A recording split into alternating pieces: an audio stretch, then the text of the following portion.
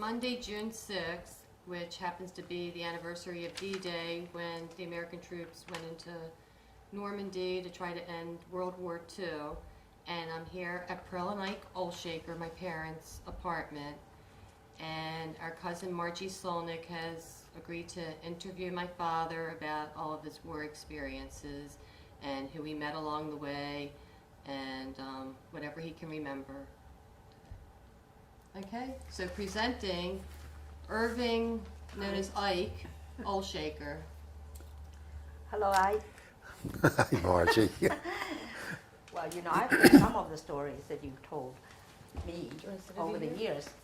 But why don't you start from the beginning? When you were drafted, you were sent to Fort Meade, right? You got to Fort Meade Fort on on June 10th, 1944. Yes. Then what happened? Is that in my note? Yes, it is. Would you like to?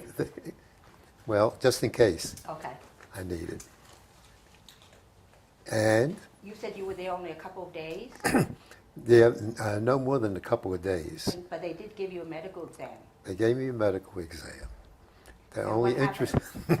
interesting thing happened was that I had my eyes examined, and the guy who examined them, I don't know exactly whether he was a doctor or what his job was, but he looked at him and he says, "These glasses are not good for you anymore."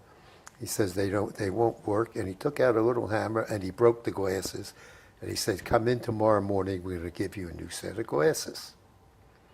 And I said, okay, and I went in the next day. They didn't have my glasses.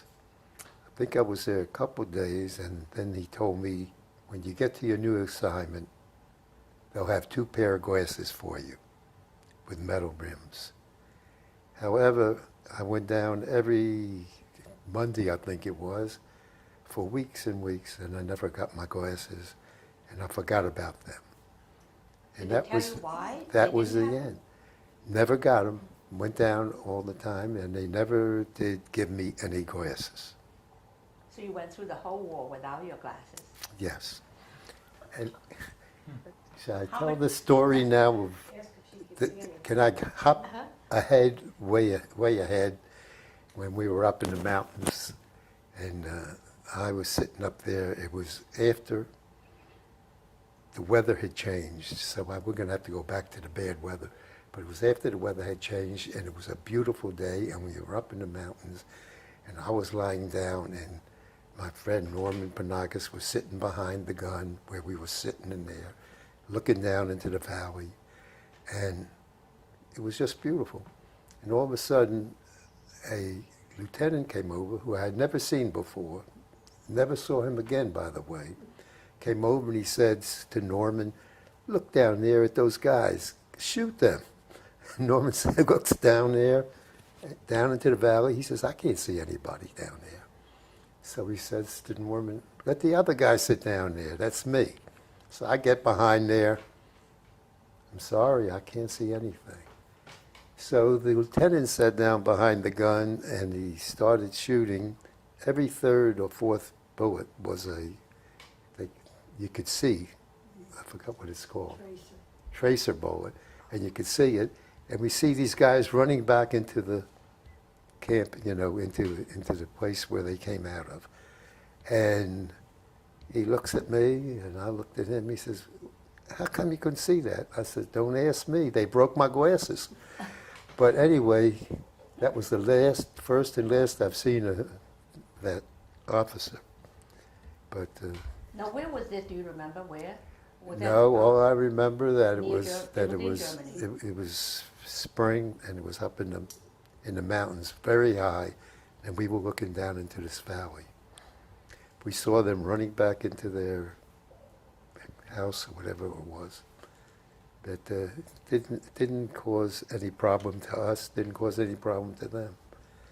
We were only up in the mountains, and they came and got us, and we went somewhere else. But before that, can we go back and then? That's good. We'll have to go Yes. all the way back. That was just to tell you what happened With with the my glasses. glasses. I never did get a pair of glasses from the government. So now I could actually remind you of what you've written here. So you were actually in training for like 17 weeks in Fort Wheeler in Georgia, in Georgia. right? Yes. What was that like?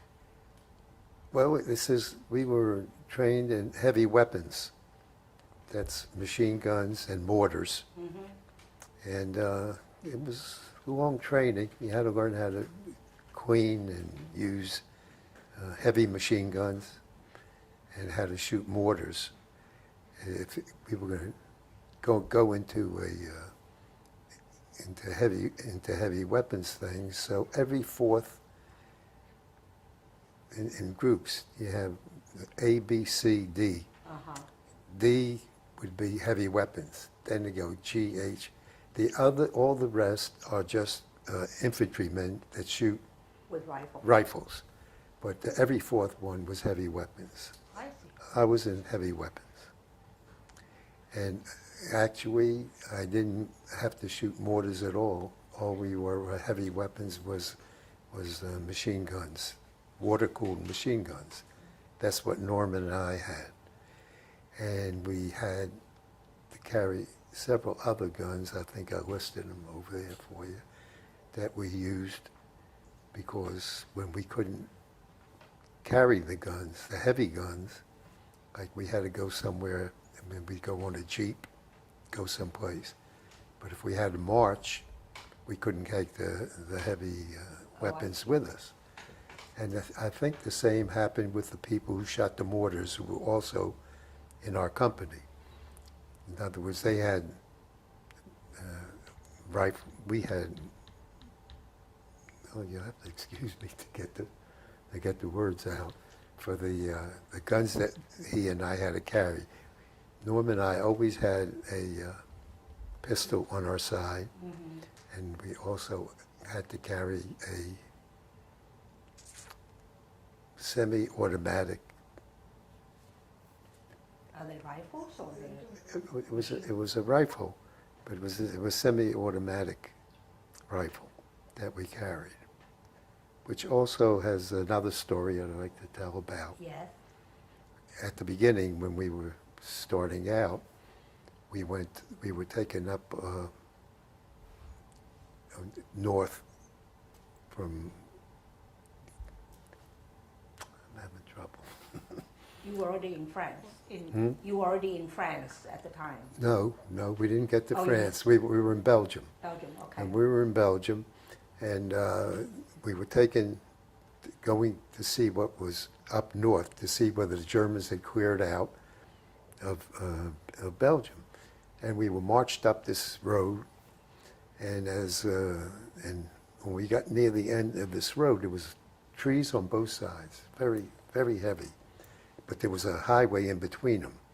And then when we got to the end of it, there was a clearing, a big clearing. And when we got to the clearing, we saw a lot of activity. And all of a sudden, we saw people running towards us and yelling. And we didn't know who they were at first. Then we realized the guys were yelling, "We're Americans, don't shoot us, don't shoot us." So they came to us finally. And I said to the guys, "Where are you guys coming from?" Wherever we went, we were always first. You know, there was nobody in front of us. I said, "Where are you guys coming from?" He said, "Well, we were in the, I think it was 82nd Airborne, and they dropped them behind the lines." But these guys were very young. They were our age, you know, like 18, 19 years old. And they would drop behind the lines, and they were coming back. And I got to talking to this guy. It was quite interesting. And I asked him, you know, where were you from? Where were you going? And he said, "We just had this thing we had to do, and then we're going back." And I said, "You jumped out of an airplane behind the lines?" He says, "Yeah, that takes a lot of guts, you know, to jump behind there." And he was a very nice young man he was talking to, and he was carrying a carbine. Did I say that? That's what I had to carry. That's the word I couldn't think of. He had a carbine there. And I looked at it, and I said, "I carry a carbine when I have to march." I said, "But mine has a wooden stock on it, and yours has a folding stock." He says, "These are made separate, special for us, because to be light when we jump out of the airplanes." So I said, boy, that's beautiful. He says, take it. I says, I don't want to take it.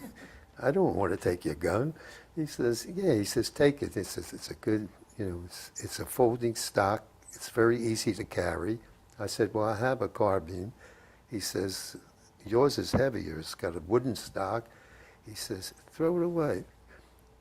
I said, throw it away? He says, yeah. When I jump, I usually lose most of my stuff anyway.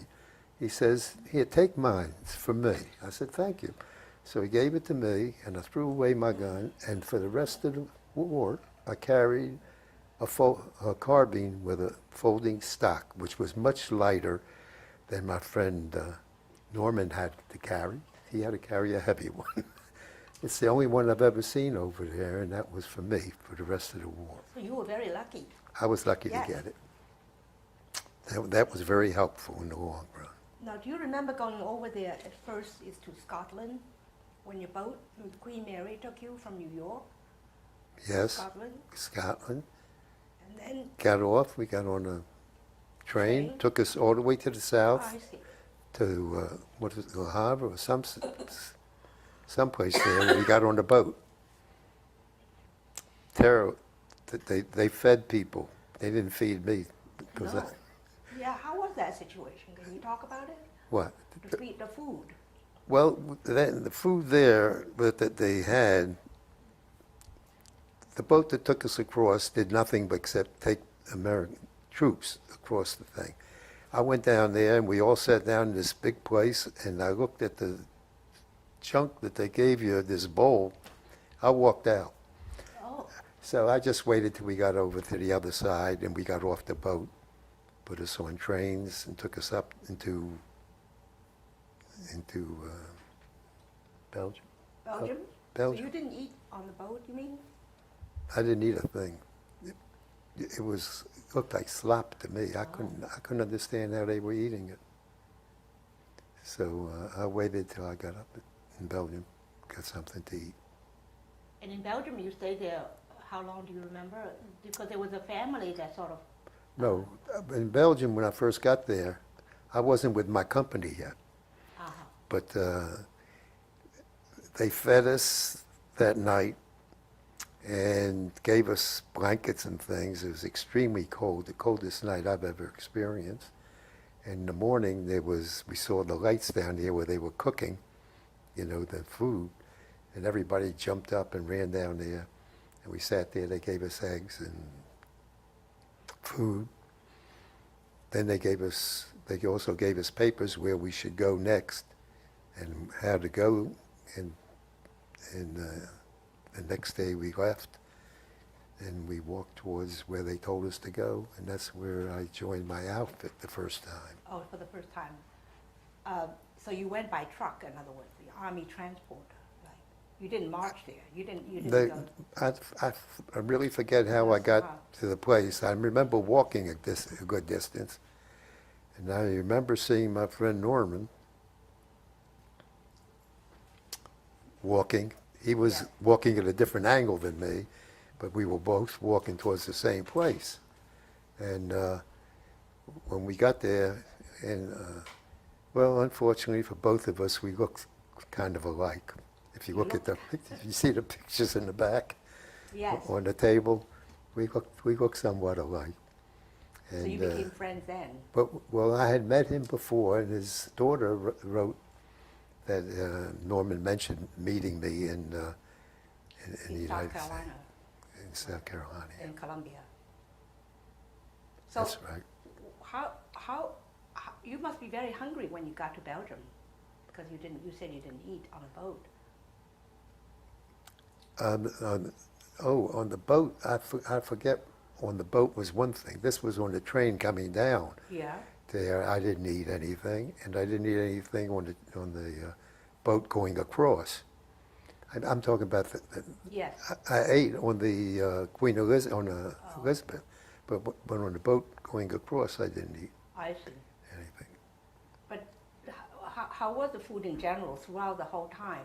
You had some trouble with the I food didn't. because I mostly hardly because ate anything There's no anyway. kosher food there. No, I At the hardly time, ate there was anything. no kosher ration either, No, right?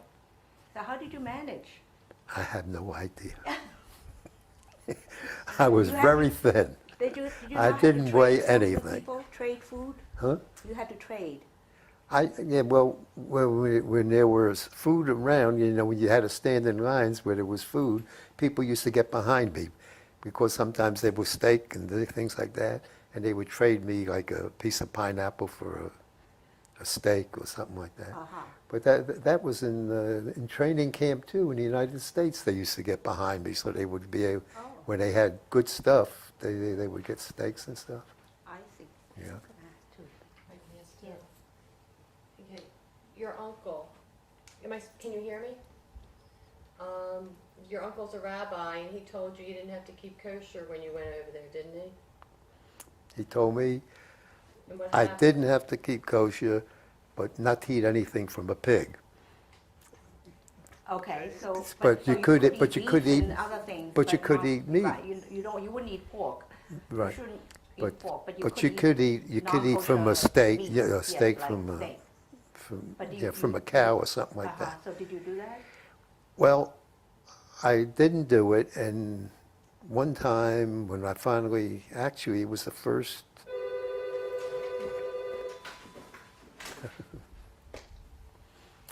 When you first did it? Actually, it was the first day.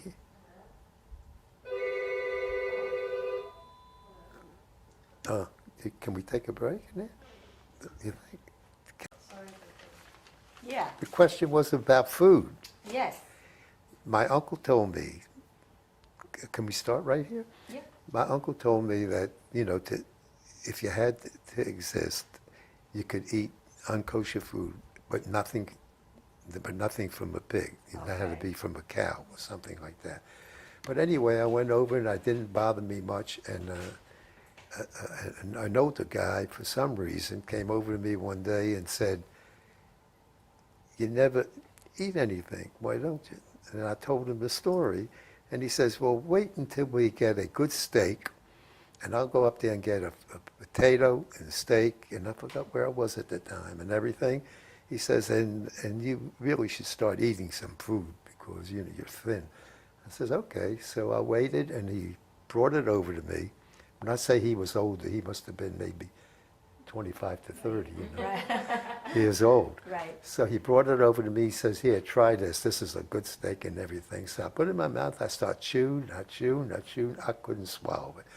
I spit it out, and I said, "That's it. I'm not going to worry about it again." And I never ate anything particularly. So you essentially, most of the food you ate were fruits, bread, Bread, vegetables? bread, bread. eggs. My Potatoes? friend Norman's mother had a restaurant, and Norman knew how to cook. I'm talking about when the war ended. I ate pretty good because he used to make egg. I used to help him kill chickens. I wouldn't eat them, but he used to make me food to eat, different things. This was after After the war, but yeah. before. But For any- during the war, I had some rations that they carried with you Yeah. when you went. Sometimes you didn't see any good food anyway, but you get government rations. But they had candy bars, things like that inside. And cheese, I think. I Huh? remember the rations have Yeah. cheese. And that's right? what I ate. So that's what you ate. It must have been enough. I got through. You lost weight though, didn't you? Yeah, I didn't weigh very much at all. But you lost. But I you lost were, a lot You were of not a heavy person anyway to start. Right. And when I got finished, I was extremely thin. Now- That's another story for afterwards. My Aunt Shirley called my mother Oh yeah. when I So got tell off us. the boat. When I came home, Yes. she called my mother. And my mother must have asked him, "How does he look?" And Aunt Shirley said, "He looks great." And then she put her hand on the phone and says, "If your mother saw you, she'd faint." Oh. Yeah. Because I really didn't weigh hardly anything when I got home. Yeah. Yeah. Yeah. But I felt good. You felt good? Yeah. Never got colds. I could go out in the coldest weather without clothes and things. But now, when you were in Belgium, and then you said that you went, you started marching to various places to look for Germans, but you didn't see any Germans. But when Didn't you see came any. back, yes, No. the two people who were left behind were dead. Were dead So when we came back. What, We How have did you no all- idea how it happened, and we asked, and nobody said anything, and we never found out. The two young men were my age, who went overseas in the same boat as me, uh-huh. but they were dead when we got back. Yeah. So And then that's- you all left that place? No, then we went a little further north up Right. to where I told you where we had gone afterwards. You were involved in the big battle, the Ardennes? It's the Ardennes The Mountains? Ardennes, we Yes. were at the, got credit for. We got a battle start. You know, everybody who was there at the time I was there. But the biggest part of it was almost over when we got there. I see. But it was over. They gave it from one date to a different date, Uh-huh. and we were within that date. And it's on my Yeah, on your records dispatch that I was in record, the yeah. Ardennes, Mhm. and we were there. But you saw the action, or you did not? We saw very little. We went out looking to see where everybody was. That's where, later on, where I told you we saw this young man who jumped out of the Oh, I see. airplane. That's where near the Very Ardennes. nice man, Uh-huh. who gave me his carbine, and I carried it for the rest of the war because it was so light. Uh-huh. But you also told me a story where you said that you learned from the basic training that you should never volunteer. And then one day your lieutenant or sergeant wanted some volunteers. Yes, that's a very sad story. That was before this, when was that about? Do you know? Do you When remember? when this happened, let's see, this was my first time.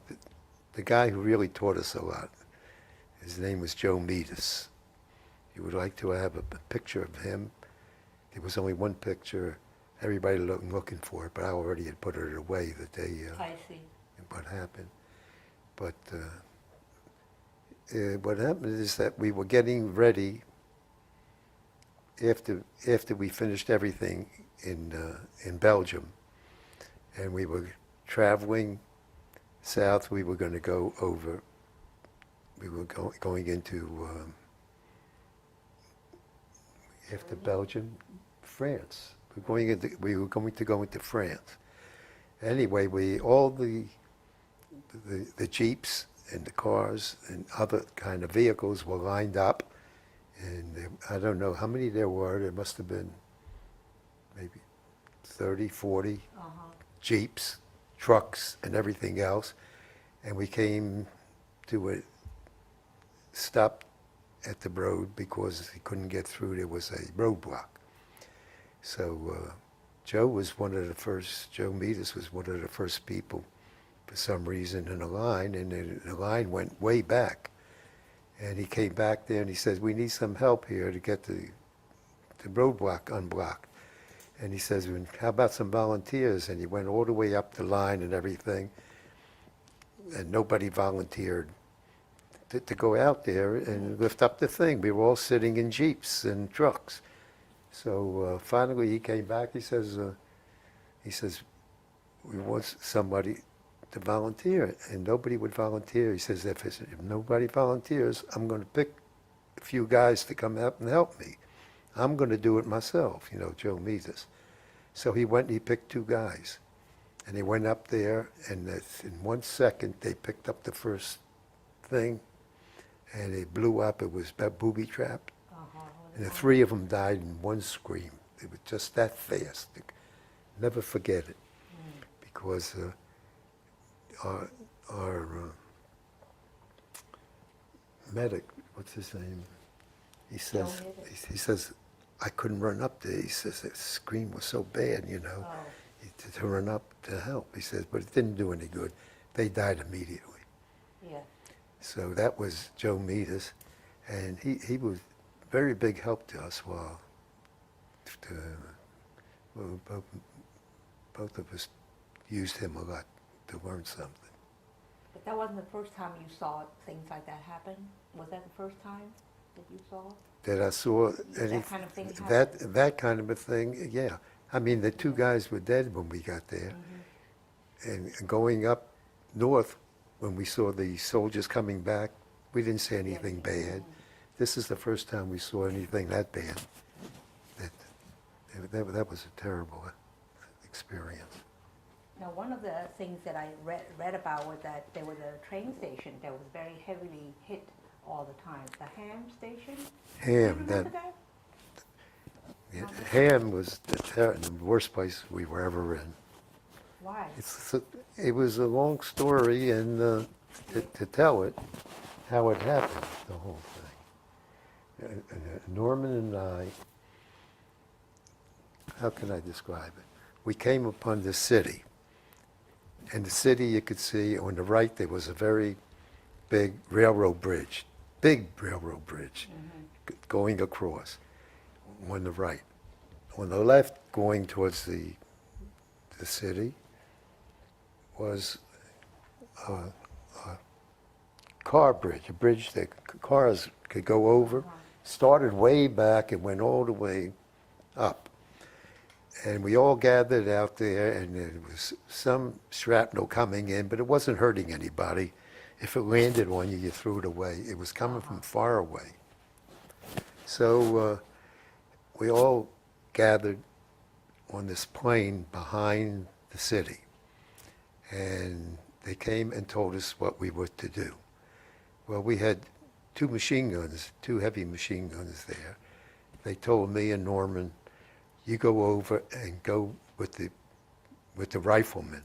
Walk over there. There's a long bridge. You go over that bridge.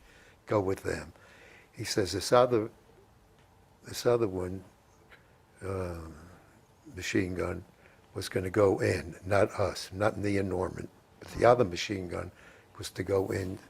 They have to crawl over the thing to get in there and everything. So we said, okay. So we left, and we didn't have any officers that we knew with us. So we went to go over the long bridge. And we had to get in line. There was a lot of riflemen there waiting to go in line up over the bridge, to go up over there. So this was the auto bridge to go up there. So we were in line, and we moving up, gradually moving up. And this big bridge was up there, and all of a sudden it blows up. The bridge blows up. The bridge. Oh. They blew the bridge up. It was all, they had it set to blow up. They blew it up, and Norman and I looked at each other like they had to be crazy. If they'd have waited 15 minutes, they'd have killed hundreds of us. They didn't kill anybody. They just blew the bridge up. The Germans blew it up, in other words. The Germans blew it up. Okay. The Germans blew it up. If they'd have waited, They would have. if they'd have waited 15, 20 minutes, we'd have all been in the middle of the bridge. Oh, How close were you from the bridge? Going up? yeah. I don't know, maybe about, 20, 30 yards. I don't know how it was. We were in line, and there were some guys much closer than us, but even nobody got killed. The whole bridge blew up. And here we are, we don't have any officers tell us where to go or anything. Norman says, what are we going to do?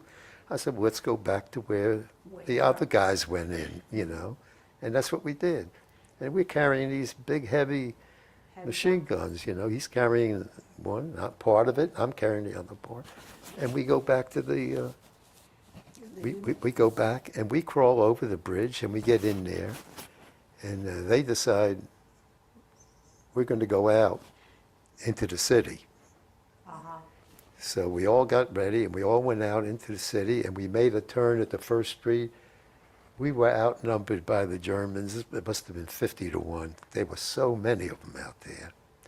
Now, for some reason, they had abandoned the railroad bridge, the station. They had abandoned it. But outside, we could hear them. All the trains had German soldiers in the trains. So we went back into this place, and they told us, well, you sit at this window, and with your gun, and the other window somewhere, what do you call those things? The ramps that go out to the trains, the ramps that go out. They put a guy right in the ramps, and they put Norman and me in the window. And they said, just keep shooting at the trains all the time. Keep keep it going because there's people in it. You can hear it in there. He said, okay. So we were in there quite a while.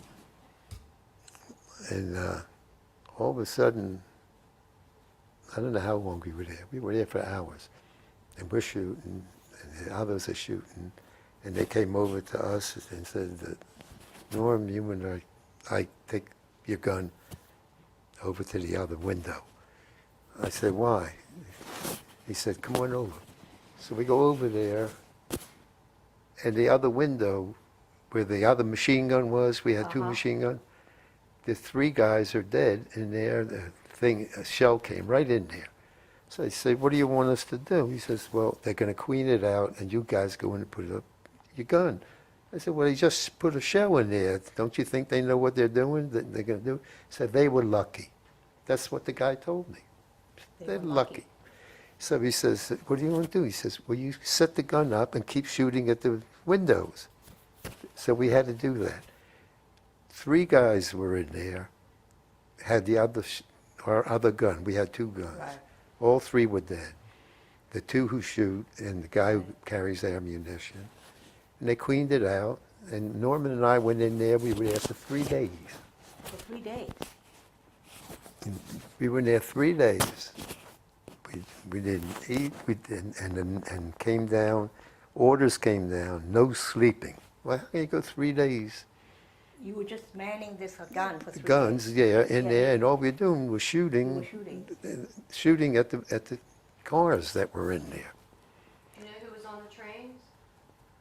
The soldiers, German soldiers were on the train. On the trains, yeah. One of them came by slowly, and we missed him. And he was wearing a nice uniform, the lieutenant, an officer, and we missed him. The one that we saw real good, you know, he was going from one train.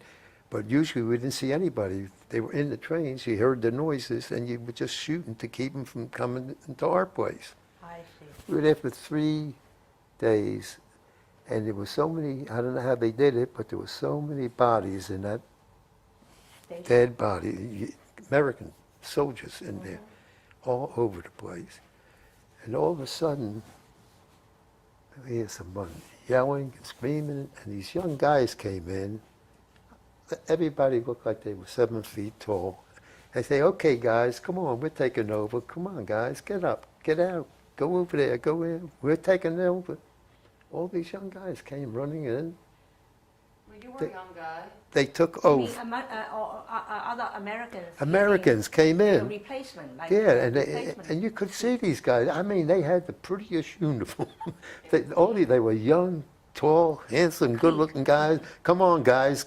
You guys get out of here. Get Weren't out of you here. We're glad? taking over for you. Said, were thank so you. You glad. can take over. And he did. They did. They But came wait. in, and we You went back to... we went out, and we crawled across the bridge, and we went up there, and there was like 3 or 4 stores way up on the top. And we went up there and to lie down, and I remember our lieutenant came over and said, lie down and take a nap. He said, we'll wake you up in a couple of hours. Well, we slept till the next day. I don't know how many hours we slept. This was afternoon, and we slept through to the next day. You were exhausted. Huh? Yeah, you were Oh, it exhausted. was terrible. We were really tired. You said you had to cross through the bridge? You said you had to cross You have the to bridge? crawl over the bridge Oh. to get out of it. Uh-huh. The bridge it was a railroad bridge. Yes. And that's the only way we got in. But leaving it wasn't too bad. I don't remember leaving. I remember just going through there, and we went up on like a slight hill, and we all lie down, and it was a bakery we had metal helmets. We lie down with our metal helmets on, and we slept, and nobody woke up until the next day. Somebody came in and woke everybody up. And the amazing thing is that 2 of the biggest things that ever happened to us happened 3 days apart. Because at that point, when we left there and we started marching up to the next place we were going to go, and 3 days later is when we encountered our first, and I never even knew what it was, but it was a concentration camp. Oh, Lancaster. 3 days after we left I see. Ham was something I really couldn't describe in total because it was just ugly, terrible. And we did get a commendation for it. They put us in. We have that written down somewhere for Yes, that. you were en route actually towards Berlin at that time. We were in that direction, Right. yeah.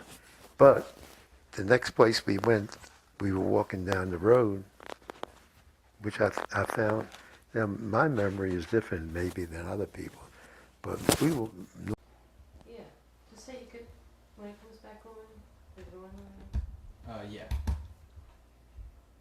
Were they speaking Yiddish or German or, I don't know what, because you knew But Yiddish a little bit from I growing up? it never occurred to me because of the Jewish that I had, and the German. I always was able to get along better than anybody else. All these guys used to come over and ask me because Yiddish and Jewish and German Pretty similar. it helped me get along no matter where I went. I never even gave it a thought. That's interesting. One night when this guy came over. But you didn't know what that was at all, so you have no I idea didn't until know much what a later? concentration Until camp later. was. Because it was recorded that the 83rd Division liberated the camp, Lancaster. So Norm you and I there were the before. first ones in there. Right. I don't care what anybody in the world But then says. they came in. But I didn't even know it Right. was a You concentration didn't know camp. what it was. But while we were in there, after we were there Yeah. a while and saw these people and they saw them, then a couple of jeeps came in with officers in them Uh-huh. and it said, okay, you guys go back. And then we went back and we rested. And, to sit down outside, we just sat down there unbelieving. We didn't know what was happening, And nobody told us there was a camp there, or what it was, or anything. We just walked in. We thought it was a prisoner of war camp that the Germans Uh-huh. had Americans or something in there. I didn't know it was a concentration camp. Norman didn't either until we Nobody- realized nobody- this I was don't think different they than knew. anything we've ever heard of. I mean, the advancing army was the ones that discovered some of these when they already abandoned. Well, this is the first. Yeah. I didn't know a concentration camp. I just didn't know. So then after that, you went on to have more. Did you see more fighting? Oh yeah, quite a bit more. They were also in Belgium. No, No, that never was went in back to Germany. Belgium. No, never went back to So Belgium. this was closer to Berlin. Yeah, we were marching towards Berlin, and there was the Germans. Every so often, they were on the run pretty good going back, but they did stop different places, and try to stop us at a certain distances. But sometimes we would go for a whole day without thing. Sometimes we could see other places where the Germans stopped and it was getting dark and we stopped also. That's when I used to put my tefillin. I was gonna ask Oh, you to really? talk Yes, about your yes. tefillin. You brought carrot tefillin. I need another break, whether believe it or not. I need a break too. Huh? Take a break? Yes. Oh, did you say you needed to? Yes. I thought you said it. Yeah, he Was- wants to have a break. It's because a friend of mine who I was working with in Social Security here, Uh-huh. he told me, there's, oh, by the way, What's the book title? You just hold it up. this one here is across 83rd. Europe, the 83rd Infantry Division, Okay. The nickname for the 83rd is Thunderbolt. Thunderbolt Right. Division. This, remember I told you about Joe Meadus? Yes. This is Joe Meadus. Oh, I see. Yeah, you can show this. That was That- our first, that was He our, was playing the piano. that was our sergeant. He played the piano. He was a genius, I'm telling you. He was a genius. Uh-huh. He could do anything. But he wanted to be an officer, and twice he went to officers training school. But he was a little plump, and he couldn't climb to get in there. Yes.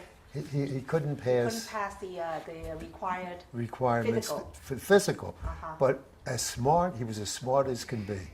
And he played the piano. Wherever they went, they used to get a piano for him to play, Uh-huh. He was something else. He was really marvelous. So what you were saying about the book, it was missing things like that happened in your group?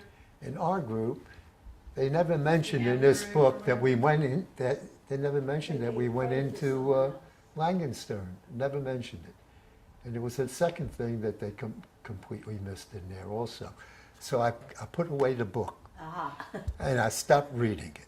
I But see. then one day, recently, I went back to reading, and I found out something that I believed to be true was not true at all. From From I, this person's viewpoint?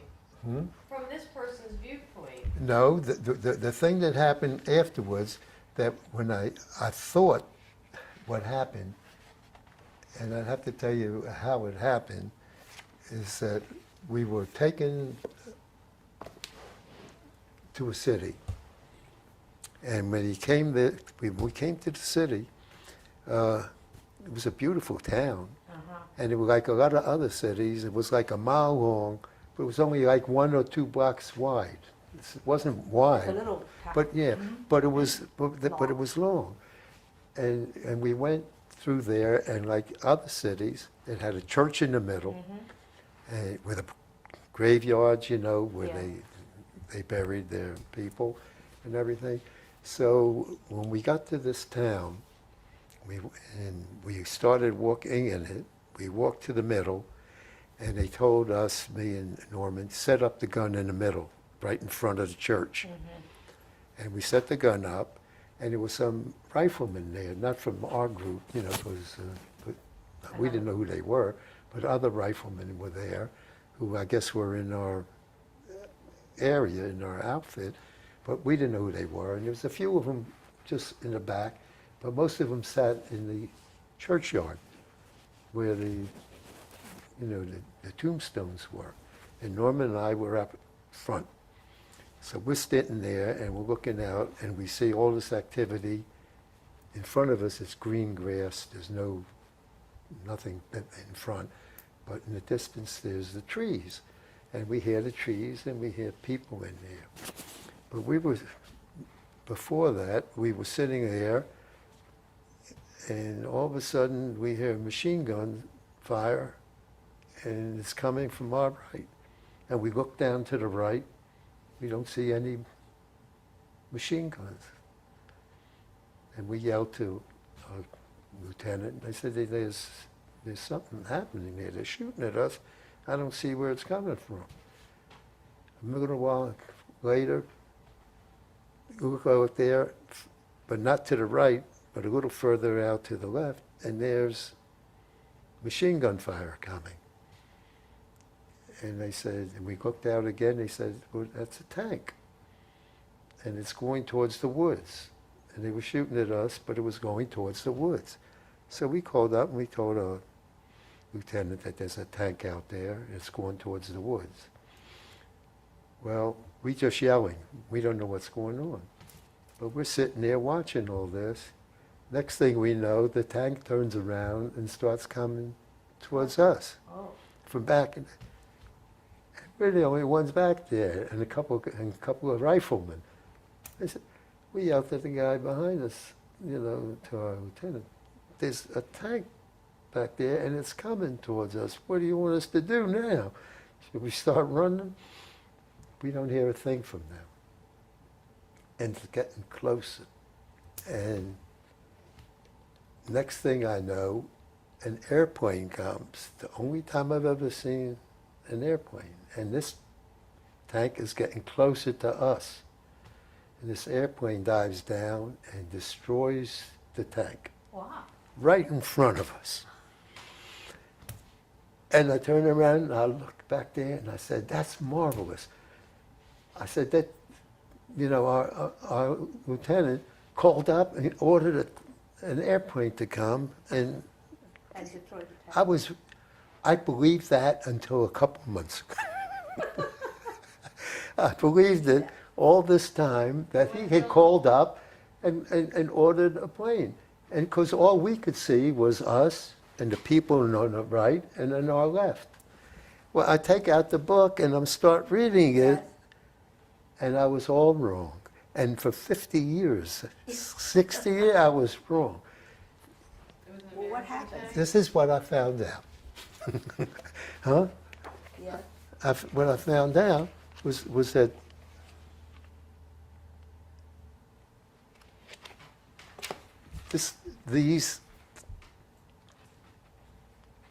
there were a lot of airplanes. I only saw one, Uh-huh. but in the area there were a whole bunch of airplanes. Oh, here, I wrote myself a note after I looked it up. Uh-huh. I said, March 2nd, fired on by German tanks, Air Force PTs saved us by destroying the tank.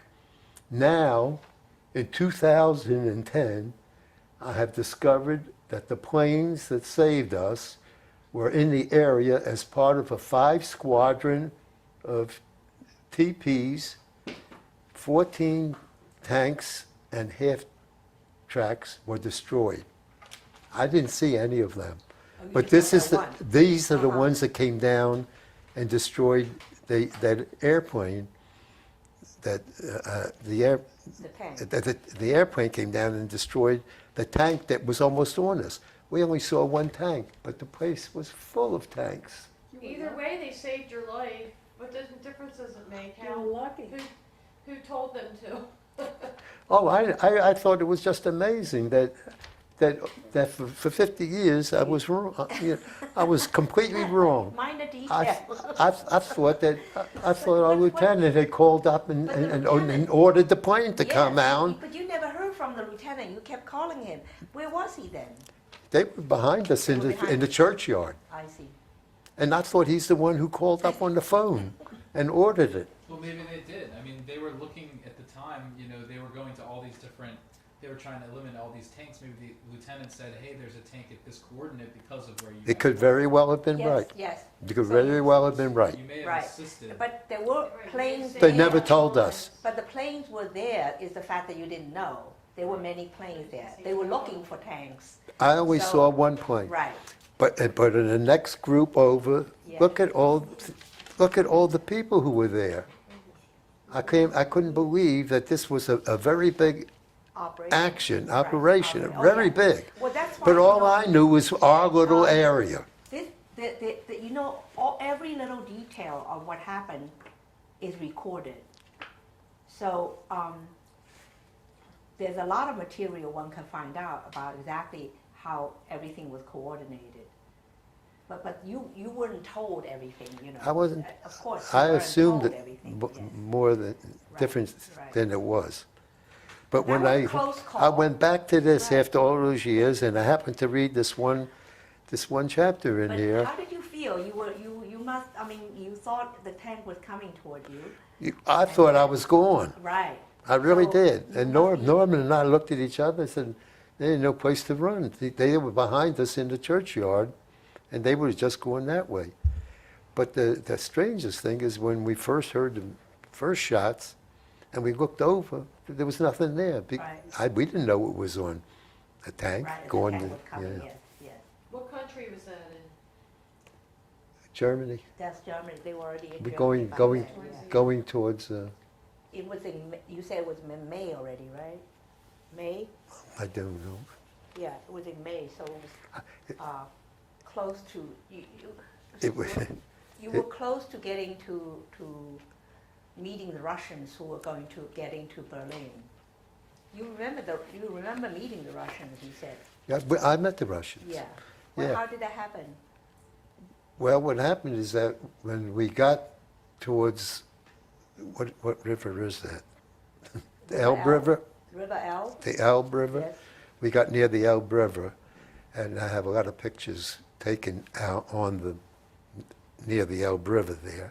And we got to the Elbe River, and they told us we couldn't we couldn't go any further because Roosevelt had made an agreement with, who was the Russian? Churchill and Stalin. Stalin, that the Russians would be allowed to take Berlin. Right. Thank God, because we sat there listening to this for days on days, and it was terrible. We kept where we were, we could hear the bombing of Berlin. It was a distance from us, but we could hear it, and it took them a long time to win Berlin. And Roosevelt made an agreement with him that he would be allowed to take Berlin. Right. All right, I'm rolling. Oh, So, we're going back to the. yeah, when you said where could you hear the Berlin being bombed? Right. In the foxholes? You were in the foxholes? We were in the foxholes at night when we went to sleep in there, because we didn't have any lights, and that's the only place we had lights to play cards. We invited all our friends over there. We ran a line from our Jeep that we had, Yes. which we really didn't use anymore. We ran a line from the Jeep over to the what do you call where the water was? What was the name of the river? We went to the Elbe River. Yeah, we were on the Elbe River there, and we ran a line from the Jeep, and we put a light in there, a bulb, and Norman and I dug a real big foxhole, and we invited guys in to play cards, and we were there for several days waiting for the Russians to finish up Berlin. And finally, they came to us and said it'll be about 2 days, and sent us back to get clean clothes, and showers. It was the first shower I had since January, I think, whatever it was, and didn't have a shower. We used to wash and put it, wash out of tubs and things like that. But they gave us clean clothes and everything, and we went back there, and the next day the war was over. We met the Russians came. So you They met the Russians? they knew it was about to be over. You met the Russians? Russians, yeah. I didn't talk to them. I met them, shook a hand, and Oh, did you? we didn't talk to anybody. Some people took pictures. We didn't. I don't think we took any. I'm not sure. When you say you take pictures, so you have a camera with you? We must have. We have more pictures taken on the Elbe River Uh-huh. than anywhere. Didn't you ever see all the pictures from the Elbe River? Yes. Me and Norman and all those pictures, they were all on the Elbe River. We were waiting there. That was our foxhole, the one that we played cards Yeah. in. Would you like to see it? It's Yeah, right. It's right here. there. It's right here. It's right in the other room. So after that, there wasn't much action? There wasn't any action. There wasn't any. After that, no. The next day after that, after we shook hands and we started going back, the next night we just stood guard in I think it was a hospital that we stood there, and from there they took us back to our first place, Malum. Where? Malum, a little town. Oh, The war was over, and we had a house. It was the first time they gave us a house to live in, and the women from the house had to split their time with the other houses there. They took a certain amount, and the women there. No men in the city. No men in the city. They all went by No the men job. in the city. I don't know where they were, bed or nothing. Yeah, Where were we? Are you talking about the DP camp yet? No, not yet, going to. What pictures do you want? Well, this is on the These are all the pictures from the Oh, Elbe goodness. River. This was on. This was a very Tell me little that photo. picture. Yeah, I remember Norman's that. daughter came And You he- see? and I remember that enlarged it. picture, Yes, It- so she it just- enlarged it? She enlarged it. That's Norman and me, and the picture was this big. And she went and enlarged it and put them in the thing. Yes. Do we look somewhat alike? Everybody said we Yeah, you look alike. look somewhat I mean, alike. you just have a thinner, I mean, he his hair is higher, so it's like he has a bigger forehead. What are we looking at? We should go back to the picture. What's that? What's the other? I don't know what the other pictures are. There are a lot of other Explain pictures. what they are. I can hold them up. What? You're starting. Well, some of home. these, the front ones here are right on the L, but the rest of them are, Here's ones at railroads See, and this- trains. for instance, this is probably on the L. See? This is,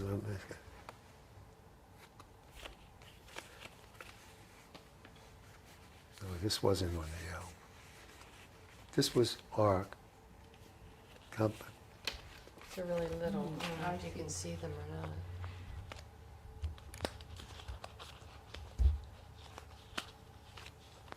Okay. That's what it, yeah. And this one is just a foxhole. You can't see Also much. where they play cards. I don't think you can That's see it. that. That was it, and we invited Totally. people over. This is me and Norman and some of our friends. That's the foxhole? Where you were? If it, is there a foxhole behind there? What does it say behind there? What is it? Old session across the L. Me, Lopez, and Resnick Resnick, yeah. with no hair, May 45. That's it. That was across the Elm. Did I hold that one up? No. We don't need to hold them all up. No. Where was it?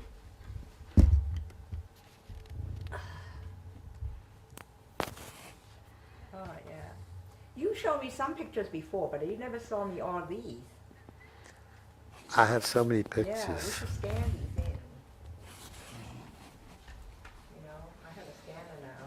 Well, I've been I- scanning. I'm always afraid I'm going to bore somebody to death. That's why I don't show a couple, two at a What? time. I'm always afraid I'll bore somebody to It death. won't- It's not boring at all. You're too modest, Ike, like you always are. So do you want to talk a little bit about the TP? Yeah, so after the war's over, where was the DP camp you went to? DP, this place The Pershing Pershing camp. right. This is terrible. I can't remember the name of the city, and I tried to get it, and I More called, than one? huh? Did you go to more than one? Or No, only one went big one. One big one, I see. Very big one, Well, we could look it up. huh? I- Well, there's a lot of them, but I tried to find out, and I called up Norman, and he gave me the and I asked him, I can't remember the name, and I wanted it, and he gave it to me, So he does, and I lost it. so his daughter would know. No. His daughter says, he wrote something, his daughter, that he met his first wife. That, Norman had two wives. Right, right. One was for Maria- 20 Maria- years, and then he remarried right. afterwards. Maria was the girl you met. Introduced him to, yeah. To her too. And he sent for her. Oh, it must have been a year at least or more after he got home. What happened at the DP camp? At the DP camp? Oh, at the DP Yeah, camp. how did you meet Marie? Oh, you want to know how I met Marie? Yes, I do. I didn't tell you? No, you did. You Oh, tell us well, again. when we got to the DP camp, there were thousands of people there. And there must have been at least 6 or 8 of us who didn't know anything, taking care of the whole place, right? So anyway, Norman used to sit and read a lot. And I used to go in there and walk around inside the DP camp. So I was walking around the DP camp one time, I saw this beautiful girl. And I said, boy, she's really pretty. So I followed her. And she walked into her father's place, into this.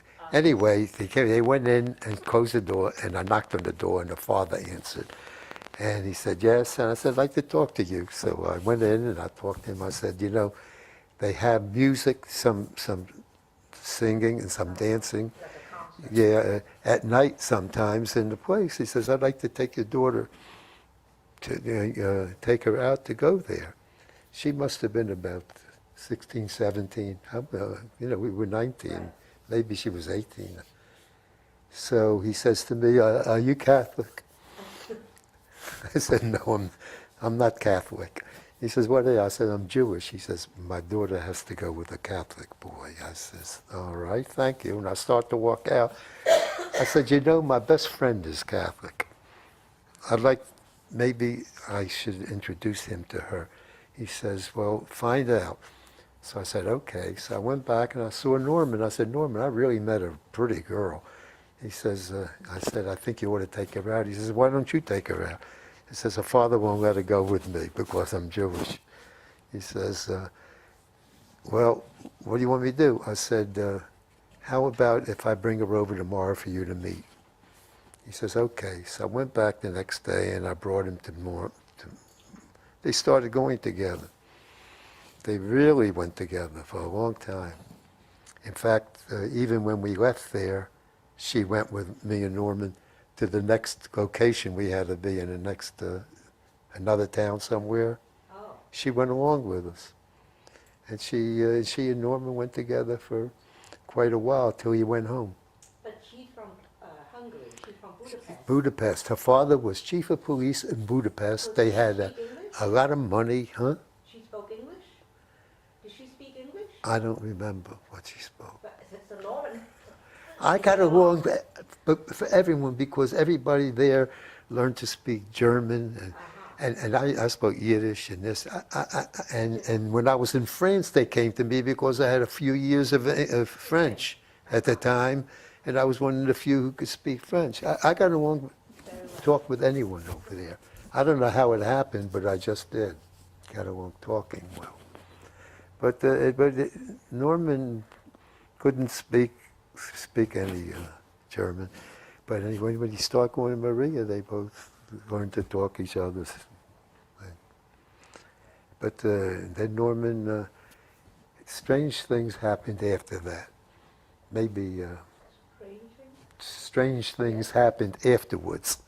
You know, they went together, Norman and them, and then we went to another city, and she followed along with him. And then when we were in the second city, I had an accident in a car, in a Jeep. Turned over. I was in a hospital for several weeks. Oh, really? Yeah. How did that happen? Oh, you want to know how it happened? I never went to services when I was when I was there. You know, to religious services.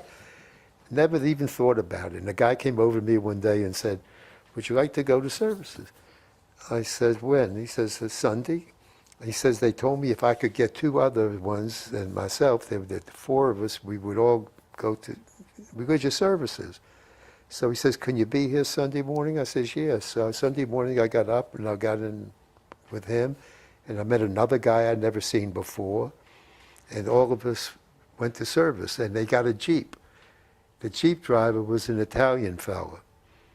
On the way there, the Jeep turned over and ended up in the hospital. Never did get to services. The whole time I was in Europe, I never went to service. Ended up in the hospital in Germany. Would you like to hear that story? It's a good story. Oh, when I got there, penicillin was just starting. You had every hour on the hour they gave it to you. Instead of you once a day, it was just starting. I never heard of it. Penicillin was just starting, and thank heavens, and they gave me shots in it and everything. Well, my legs were, one leg was real big, and I was So on. you broke a leg? Or you... No, they said it wasn't broke. Oh. They just sent me home. But it was this big. It was all blood and everything. Anyway, I couldn't walk for a week. And then they gave me crutches, and I learned to walk on the crutches. And a guy came over to me in the hallway there, and while I was walking, tall guy, about 6'2", handsome as can be. He says to me, you know, the Oberhaus is down here. Did you ever hear the Oberhaus? The Oberhaus, he says, and they have shows, and they give you food, and it's really good. I said, how do you get in there? He says, I don't know. He says, maybe we ought to try going down there.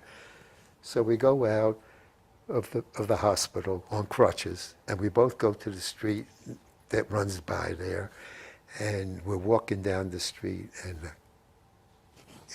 the Jeep stops pretty girl in it, an American girl, a nurse.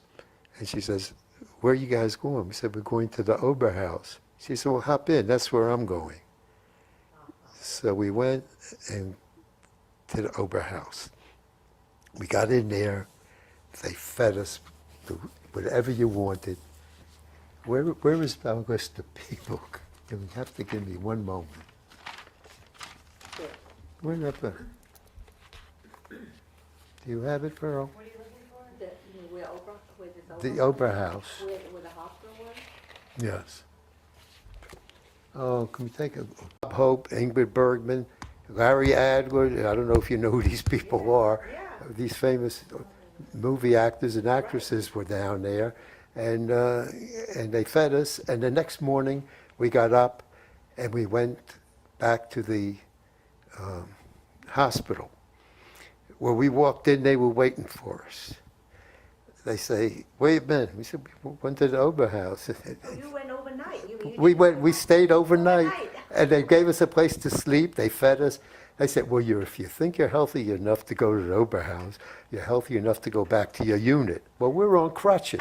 They gave us both a pair of crutches, and I never saw the guy again. and they sent me back to my to my unit. Yeah. Well, it was good. They gave me one job there. I didn't have to do anything except take care of. There was enough beer, in the place to order the beer. Oh, to order the Yeah, that's and your job. and I doubled it the first day, the strength, and the second day I doubled it. And guys came over to me and shook my hand. I said that stuff was garbage when I got there. When I left, it was really good beer. When I got there. Anyway, that's what happened with my. But the next part was when I got back. Yes. Norman wasn't there any longer. Oh. Norman had gone home. Oh, he left. Yeah, he got out by telling them his favorite aunt. He really was a favorite aunt. He didn't get along good with his mother, Uh-huh. but she had gotten sick, and they allowed him. Since the war was over, they allowed him to go. But afterwards, I had a fairly nice time. I went to Austria, and what's the big city in Austria? You went to, didn't you go to Innsbruck or the Kitzbühel? No, what is the name of the big city? Vienna. Vienna. I went to Vienna, and I was there quite a while. You were in Vienna quite a while. Quite a while. Yeah. Vienna's beautiful. And then later on, from there, we went up into the mountains. I stood guard with Russian soldiers and rode horses up there. There was nothing to do. It was really nothing to do.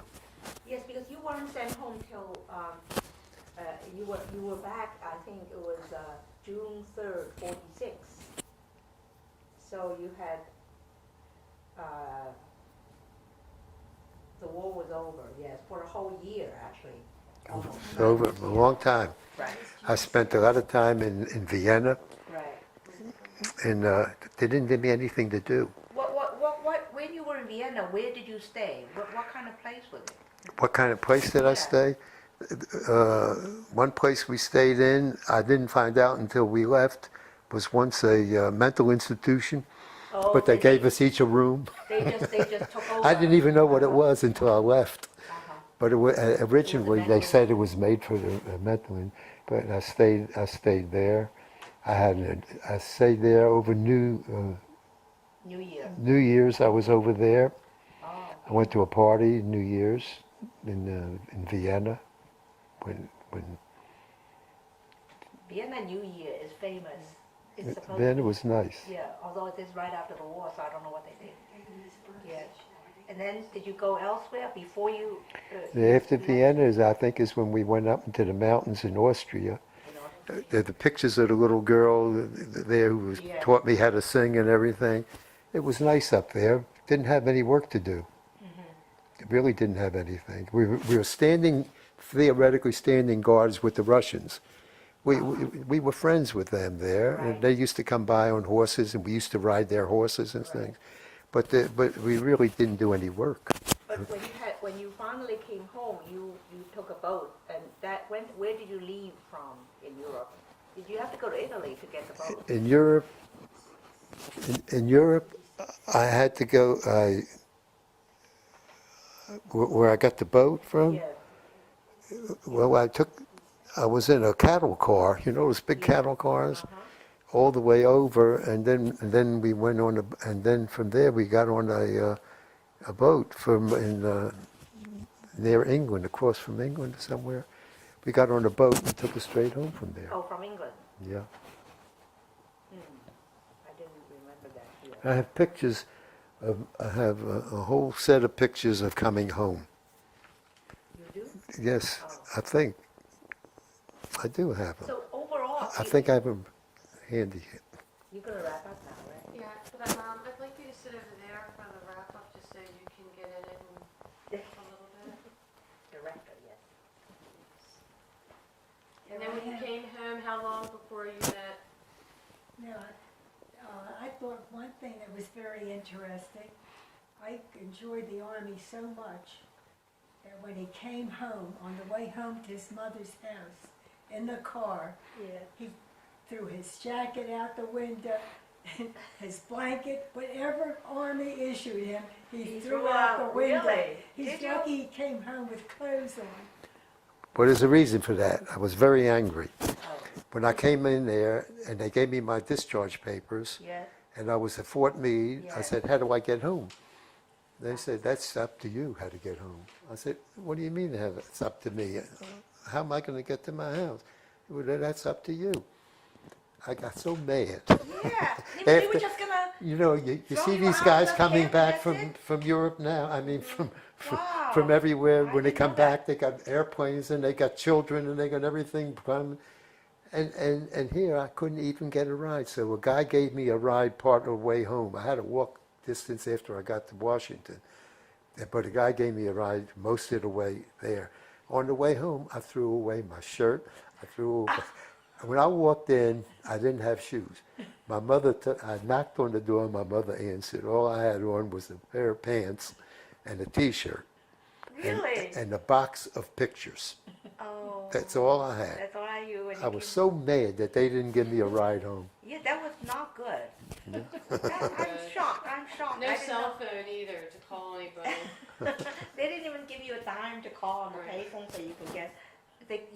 Didn't coordinate to inform the family that he would be coming home. But that's And when true. did you What get Pearl, home? what Pearl says is true. I was very angry. So Pearl was there waiting or not? No. Oh, No, you were I- not. You were I not. didn't even She know never him. met me before that. Oh, I went see. away. That was June 13th, 1946.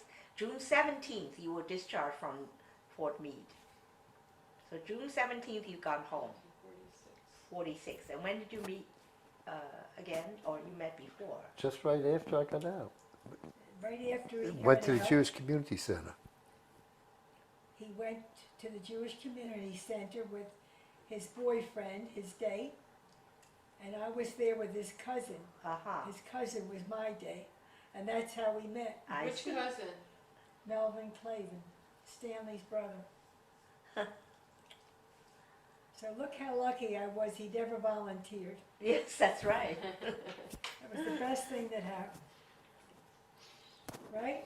Never volunteered. But you never volunteered. If Oh, you volunteered, I would have never met you. that's true. See? If you volunteered, I Well, wouldn't be here. so actually, that unit you were in, you and Norman were the only two left from the original group. No, the pharmacist. He The he was pharmacist. uh-huh. He was what do you call him? His name was Resnick, Sal Oh, Resnick. Resnick. and was he around. remembers his Oh, name. he's the one that borrowed money from you. Borrowed $100 Yes, from me. $100. $100. You know what? He, you know, you should go to this reunion in August. He might be there. You'll get your $100 Maybe he'll back. pay you with Margie. interest. That won't do any good. Norman invited, when Norman got married, and he invited me over there to spend the We're week. done, right? He can go on. When Yeah. when he I spent want the you to week. get in there. Huh? Sit over here for a minute so you can get the person behind the voice Oh, for a minute. oh, okay. Person behind the voice. Cousin Margie Solnick. Okay, go on, Dad. We have a couple minutes left. Couple men. Margie, when Norman got married, he Yes. invited me over to the house, and he surprised me because Norman lived in New Jersey, Metuchen. and he invited him over, Invited Resnick?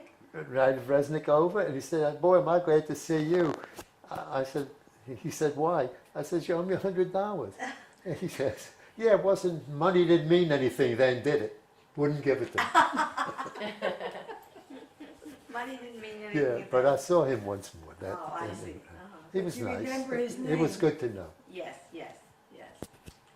So, He was, are there any other like closing remarks or anything you'd like to, no, share? I think I've spoken too much already.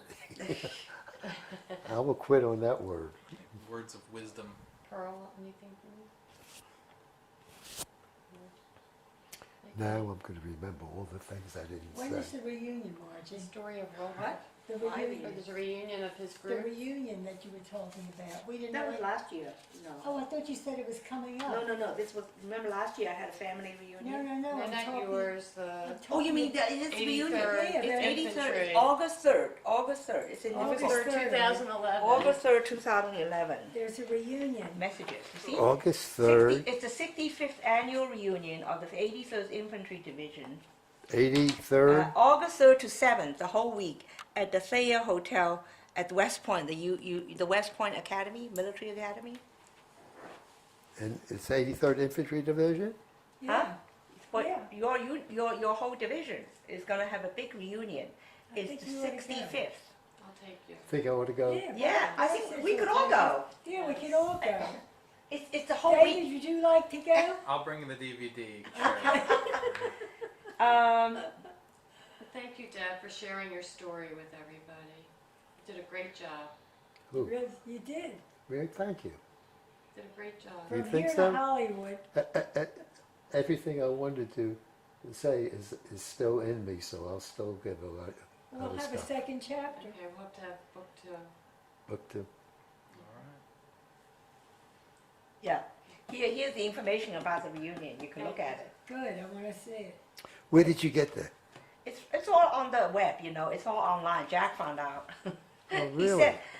said, first he wants to know if you want to go to dinner tonight, because he's. Are we all He's still available. on, or are you off now? Did Are turn you on? off yet? Yeah, Okay.